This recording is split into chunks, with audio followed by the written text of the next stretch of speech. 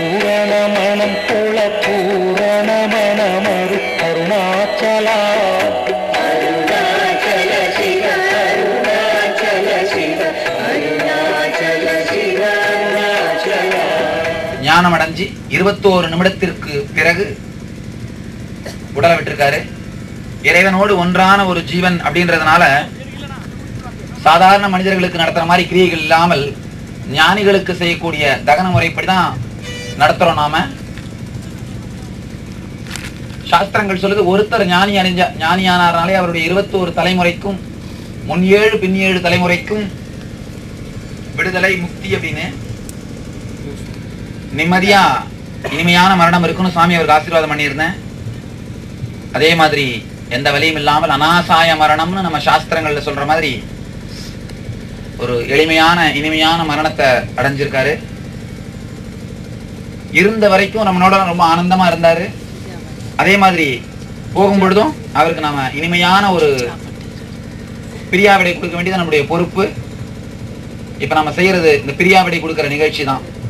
இந்த சிதையே ஹோமகுண்டமா மாற்றி இந்த யாகத்திற்கான பொருட்களை பிரபஞ்ச சக்தியை இதுல ஆவாகனம் பண்ணி யாகத்திற்கான பொருட்களை சமர்ப்பித்து அக்னி ஸ்வரூபமான அருணாச்சலேஸ்வரனுக்கு இந்த உடலை காணிக்கையாக்குகிறோம். குரு பூஜை நடக்கும். எல்லாரும் கண்களை மூடி ஆழ்ந்த தியானத்தோடு அமைதியாக அமர்ந்திருந்து இவ்வளவு நாள் நம்முடன் வாழ்ந்ததற்காகவும் உலகத்திற்கு மிகப்பெரிய நன்கொடையான ஒரு ஞானியின் சரீரத்தை அளித்ததற்காகவும் அவருக்கு நன்றி சொல்வோம். இனிமையான நன்றியுடன் அவருக்கு விடையளிப்போம். அந்த ஜீவன் இறை சக்தியோடு இரண்டர கலக்கட்டும். சுவாமி வாழ்ந்து கொண்டிருக்கும் இந்த உருவத்தை கருவில் தங்க வைத்த இந்த உருவத்தை கருவில் தங்க வைத்த இவரின் இந்த உருவம் இன்னொரு முறை கருவில் தங்காத குருவின் ஞான சக்தியாக ஆழ்கும் என்று ஆசீர்வதித்து கட்டளையிடுகின்றேன்.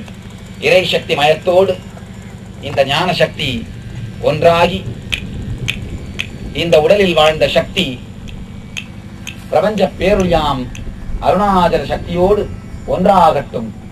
ஓம் பூர்ணமத பூர்ணமிதம் பூர்ணாத் பூர்ணமுதச்யதே பூர்ணஸ்ய பூர்ணமாதாய பூர்ணமேவாவசிஷ்யதே.